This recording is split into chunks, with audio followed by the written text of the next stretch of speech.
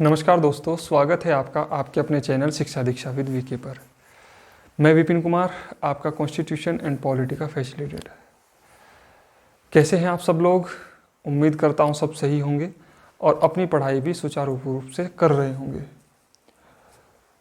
कल हमने आर्टिकल 25 से आर्टिकल 28 तक डिस्कस किया, जिसमें हमने आर्टिकल 25 को जाना, 26 को जाना, 27 को जाना। उसमें एक अनुच्छेद छूट गया था, आर्टिकल 28, जिसके बारे में हम आज डिस्कस करेंगे। ठीक है, कल आई होप आपको सबरीमाला भी कॉन्सेप्ट समझ आया होगा और आर्टिकल 27 का प्रोविजन भी समझ आया होगा। नेक्स्ट टॉपिक की हम जिसकी बात करते हैं वो है अनुच्छेद 28। अब अनुच्छेद 28 क्या कहता है कि किसी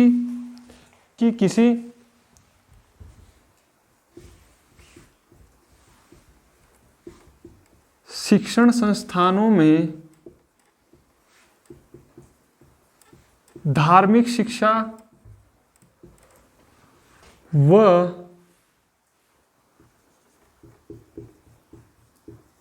धार्मिक उपासना में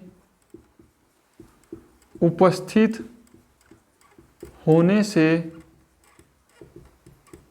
स्वतंत्रता, ये कहता है आर्टिकल 28। अब इसका क्या मतलब हुआ? देखो दोस्तों, इसमें दो चीज हैं। पहले बात करूंगा मैं ए पॉइंट की, फिर करूंगा बी की। ठीक है, ए कहता है कि यदि कोई शिक्षण संस्थान पूर्णतः राज्य द्वारा पोषित है तो उसमें धार्मिक शिक्षा नहीं दी जाएगी।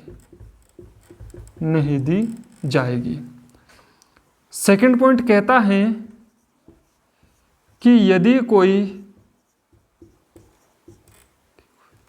कोई शिक्षण संस्थान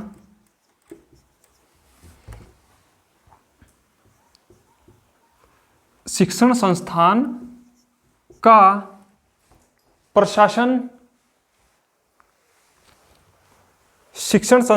प्रशासन तो राज्य सरकार कर रही है, लेकिन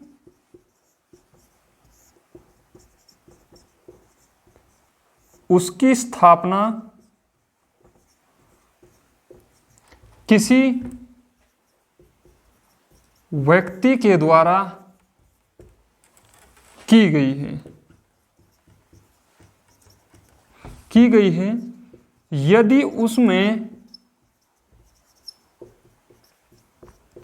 धार्मिक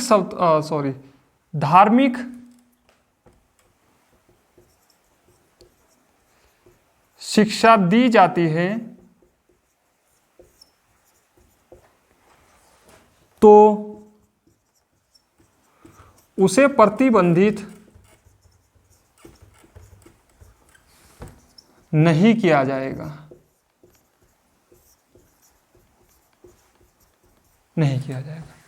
ये बात, दोनों चीजों को अच्छे से समझने का प्रयास करें कि यदि कोई शिक्षण संस्थान पूर्णतः राज्य द्वारा पोषित है और उसके उसमें धार्मिक शिक्षा नहीं दी जाएगी। यानी यदि कोई स्कूल है, कोई कॉलेज है, कोई भी शिक्षण संस्थान है, उसकी स्थापना किसने की है? राज्य ने की है। और उसका एडमिनिस्ट्रेशन भी क्या है? उसका प्रशासन भी किसके द्वारा देखा जाता है? राज्य के द्वारा देखा जाता है। तो इसके आधार पर क्या है कि यानी देखो, दो चीजें हैं, प्रशासन और स्थापना। ठीक है। प्रशासन भी राज्य सरकार करती है, स्थापना भी राज्य ने की है, तो उसमें धार्मिक शिक्षा नहीं दी जाएगी। रिलीजियस एजुकेशन उसमें क्या होगी, प्रोहिबिटेड होगी, यानी आप नहीं दे सकते। दूसरा पॉइंट मैंने आपको बताया कि यदि शिक्षण संस्थान का प्रशासन तो किसके जिम्मे है, राज्य सरकार के जिम्मे है, लेकिन उसकी स्थापना किसने की है, किसी व्यक्ति ने। आपने देखा होगा जैसे कोई कॉलेज है, किसी का स्थापना कहां पर कर दिया, प्रशासनिक कार्य राज्य सरकार द्वारा देखा जाता है, और उसकी स्थापना किसने कर दी, किसी व्यक्ति ने, इंडिविजुअल ने करी। तो इस आधार पर क्या है, इसमें धार्मिक शिक्षा दी जा सकती है, इसमें यह प्रोविजन लागू नहीं होगा।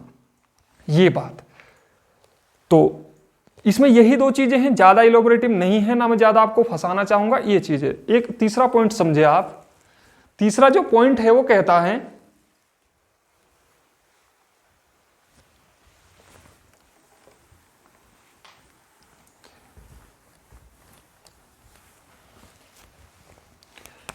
कि सी करके डाल लेना कि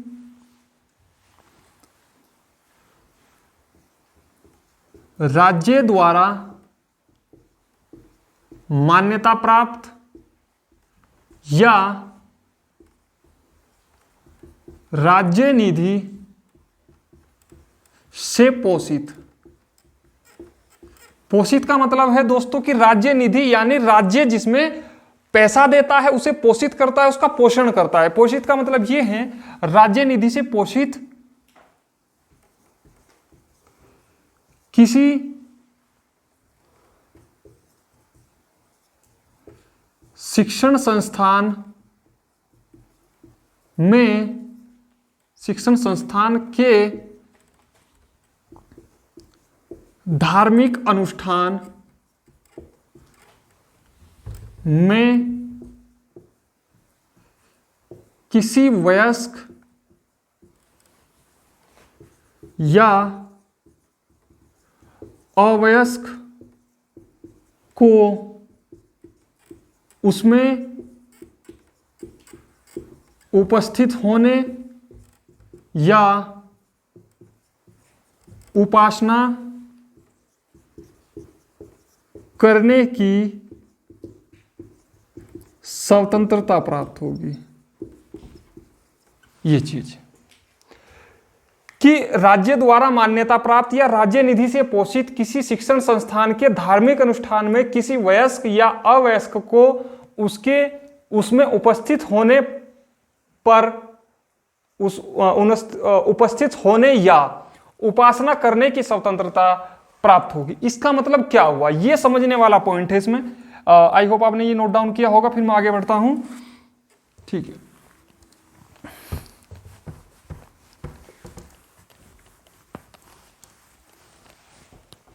देखो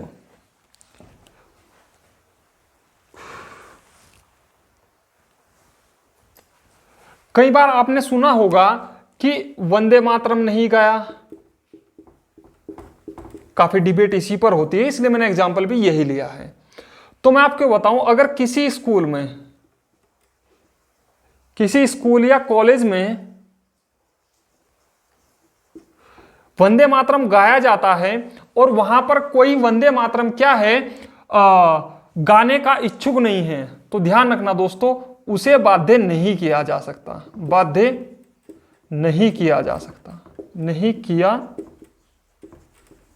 जा सकता। या फिर आपने देखा होगा कहीं पर क्या है, कुछ हिंदू संस्कृति के स्कूल होते हैं और उनमें अगर कोई इस्लामिक या अन्य संस्कृति का कोई धर्म का उसमें कोई जो चाइल्ड है वो उसमें पढ़ता है, तो मैंने देखो एक चीज, हाँ ये चीज मैं बताना चाह रहा था, वयस्क और अवयस्क दोनों लिखा है। वयस्क में तो क्या होगा, उसकी अपनी आज्ञा, अपनी अनुमति, और अवयस्क में क्या होगा, उसके अभिभावक की अनुमति, यानी उसके गार्जियन की अनुमति, उसका कंसेंट जरूर होगा और उसकी परमिशन भी जरूर होगी। तो यही चीज है कि मैंने आपको बताया कि हिंदू संस्कृति का कोई कॉलेज है और वहां पर कोई धार्मिक अनुष्ठान हो रहा है और उसी स्कूल में इत्तेफाक से क्या है, कोई जैन धर्म का, बौद्ध धर्म का, इस्लाम का, तो उन्होंने क्या, 3 बच्चे पढ़ते हैं, उन्होंने कहा कि हम इसमें उपस्थित नहीं होना चाहते, लेकिन स्कूल क्या कह रहा है, क्योंकि तुम स्कूल के बच्चे हो तो आपको शामिल होना पड़ेगा। तो ये क्या है, आर्टिकल 29 का आर्टिकल 28 जो हमें प्रोविजन कहता है सी, वो ये कहता है कि आप इस आधार पर उन्हें उपस्थित होने के लिए, उपासना करने के लिए बाध्य नहीं कर सकते। ये उनका फंडामेंटल राइट्स हैं। और ये बात कौन कहता है, आर्टिकल 28 कहता है, जो धार्मिक स्वतंत्रता की जो आज़ादी है वो उसका लास्ट प्रोविजन ये बात कहता है। तो ये दोस्तों बात हुई आर्टिकल 28 तक धार्मिक स्वतंत्रता की बात। अब नेक्स्ट मौलिक अधिकार की हम बात करते हैं, धर्म और संस्कृति शिक्षा का अधिकार।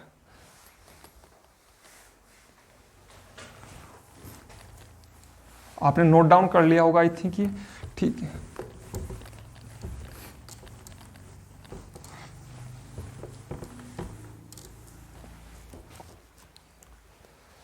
नेक्स्ट आता है हमारा, नेक्स्ट फंडामेंटल राइट्स है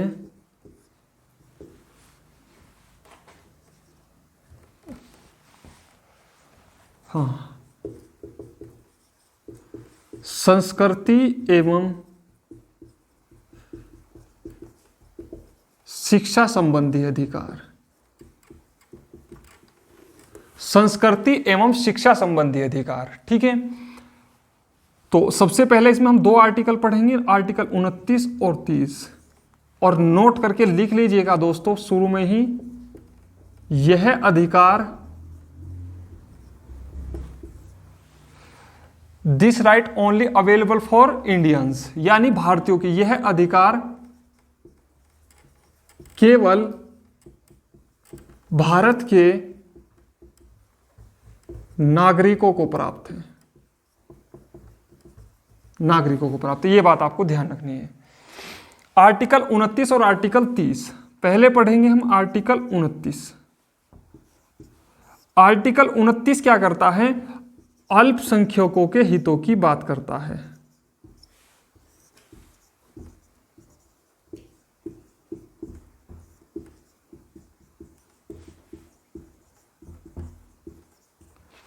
अल्पसंख्यक के हितों की बात करता है। यह कहता है कि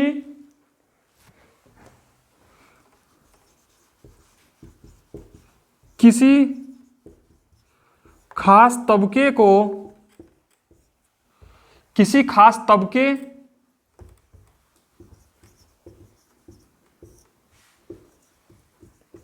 कि किसी खास तबके को अपनी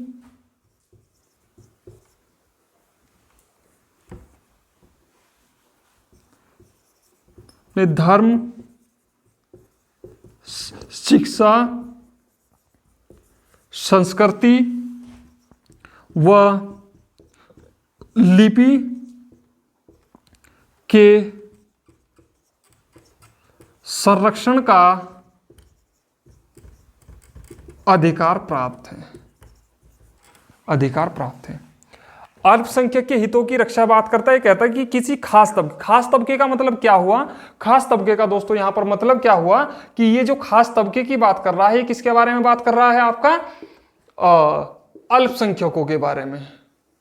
और हमारे यहाँ 6 अल्पसंख्यक हैं, ये बात आप ध्यान रखना। भारत में जैन, बौद्ध, क्रिश्चियन यानी ईसाई, मुस्लिम, पारसी और सिख। 2, 2, 4, 2, 6। जैन, बौद्ध, क्रिश्चियन यानी ईसाई, मुस्लिम, पारसी और सिख 6 अल्पसंख्यक हैं। यानी इन 6 के 6 अल्पसंख्यक को अपनी संस्कृति, शिक्षा, लिपि के संरक्षण का अधिकार प्राप्त है। ये बात ये लोग, यानी ये बात कौन कहता है, आर्टिकल 29 कहता है। अब आर्टिकल 30 कहता है, उसे भी हम समझेंगे। चलिए,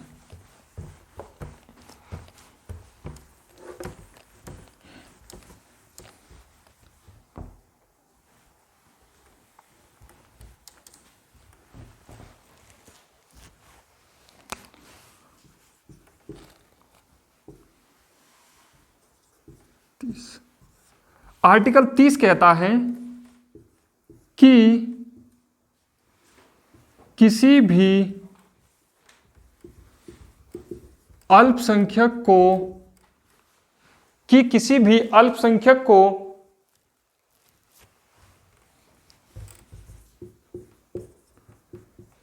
शैक्षणिक संस्थान संचालन करने का अधिकार प्राप्त है। यह कहता है कि किसी भी अल्पसंख्यक शैक्षणिक संस्थान को संचालन करने का अधिकार प्राप्त है। यानी अगर किसी शिक्षण संस्थान की जो स्थापना है, ऐसे समझिए इसे आप,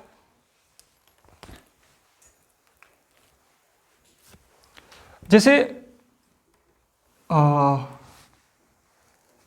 चलो मैं एक्स ही मान के बताता हूं आपको, ये एक्स है और इसकी स्थापना क्या है, किसी अल्पसंख्यक समुदाय के द्वारा की गई है। तो इसका जो संचालन है, यानी जो इसका अध्यक्ष है, वो कौन होगा, अल्पसंख्यक ही होगा। ये बात, और साथ ही साथ ये बात तो कहता ही है उसका संचालन, बल्कि आर्थिक संचालन भी किसका होगा, अल्पसंख्यक का होगा। यह बात इसमें कही गई है आर्टिकल 30 में। दोबारा फिर समझिए इसे। मैंने कहा कि सपोज कोई भी एक्स संस्थान है, मैं किसी एक्स का नाम नहीं ले रहा हूं, जैसे आप अलीगढ़ मुस्लिम यूनिवर्सिटी देख सकते हैं, जामिया मिल्लिया देख सकते हैं, या फिर आप काशी विद्यापीठ देख सकते हैं, BHU देख सकते, बनारस हिंदू यूनिवर्सिटी देख सकते हैं। तो ये क्या है, हालांकि वो तो बहुसंख्यक की है, लेकिन ये जो अल्पसंख्यकों के लिए ही क्या था, ये निर्धारित की गई थी, मैं आपको बताऊं। तो इसका जो संचालन है कौन करेगा, अल्पसंख्यक का कोई चेयरपर्सन ही इसका संचालन करेगा। दूसरा नहीं, उनमें तो ये लागू नहीं होगा, आप उसमें ना समझें, लेकिन अगर अपने आधार पर कोई एस्टेब्लिशमेंट किया जाता है, क्योंकि उसमें एक बाद में प्रोविजन जुड़ा था कि अगर राज्य चाहे तो इन्हें एजुकेशन दृष्टि से एक्वायर कर सकता है, ऐसा प्रोविजन जोड़ा गया था, तो इसलिए हम उसे कंसीडर नहीं करेंगे। AMU, हालांकि वो एग्जांपल मैंने आपको जरूर बताया AMU और जामिया मिल्लिया का, तो आप इसे सिर्फ ऐसे समझेंगे कि यदि अगर कोई शैक्षणिक संस्थान उनके द्वारा स्थापित किया जाता है तो उसका क्या है, संचालन वो खुद कर सकते हैं। दूसरा नोट करके इसमें लिखेंगे आप कि राज्य सरकार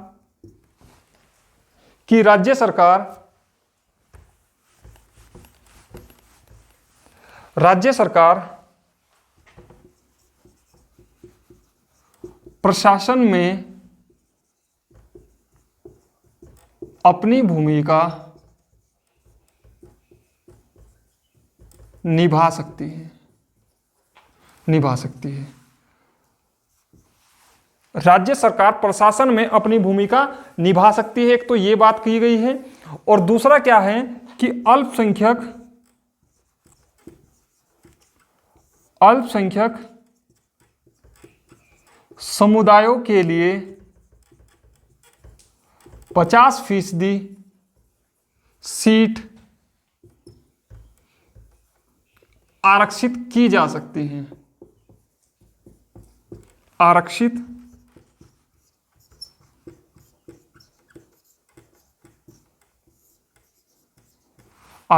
की जा सकती हैं, यह बात भी यहां पर कही गई। ठीक है,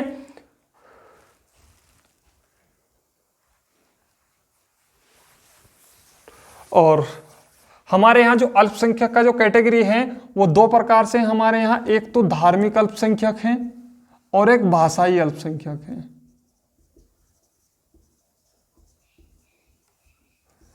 तो आपसे कर कभी ये भी पूछ लिया जाए कि अल्पसंख्यक क्या है, हालांकि अल्पसंख्यक को कॉन्स्टिट्यूशन में पूर्णतः डिफाइन नहीं किया गया है, लेकिन फिर भी आप समझें कि अल्पसंख्यक हमारे यहाँ क्या है, दो प्रकार के हैं, धार्मिक अल्पसंख्यक और भाषाई अल्पसंख्यक।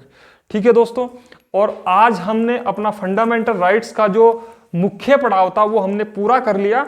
एक बार मैं रिकैप करा देता हूं आपको हमने क्या क्या पढ़ा, आप इसे नोट डाउन करें।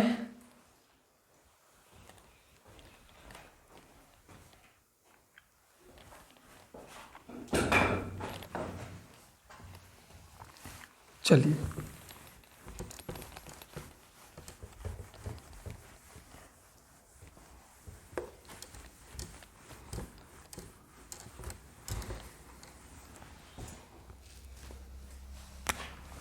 देखो दोस्तों, मैंने आपको 6 फंडामेंटल राइट बताए थे। सबसे पहला मैंने आपको बताया समानता का अधिकार,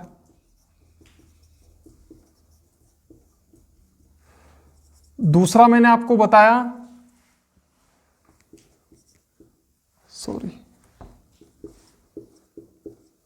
स्वतंत्रता का अधिकार,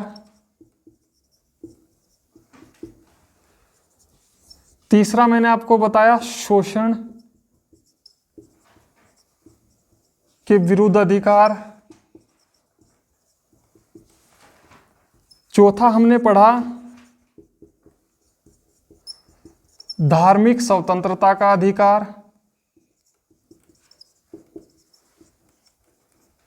और पांचवा हमने पढ़ा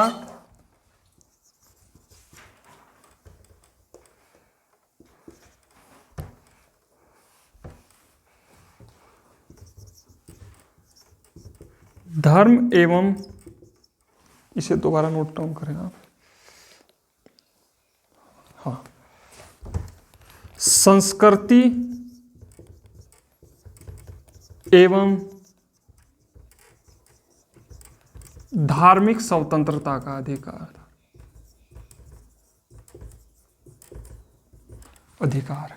कितने हुए? 5।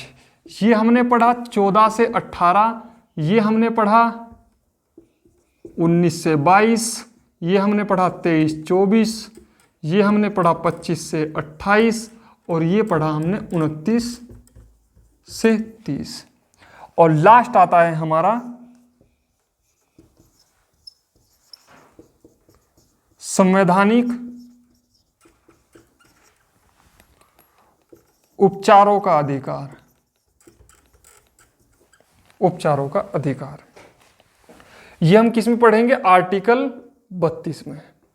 हालांकि मैं आपको बताऊं, ये जो मेजर पार्ट था इसी में सबसे ज्यादा टाइमिंग कंज्यूमिंग था ये जो हमने पढ़ा।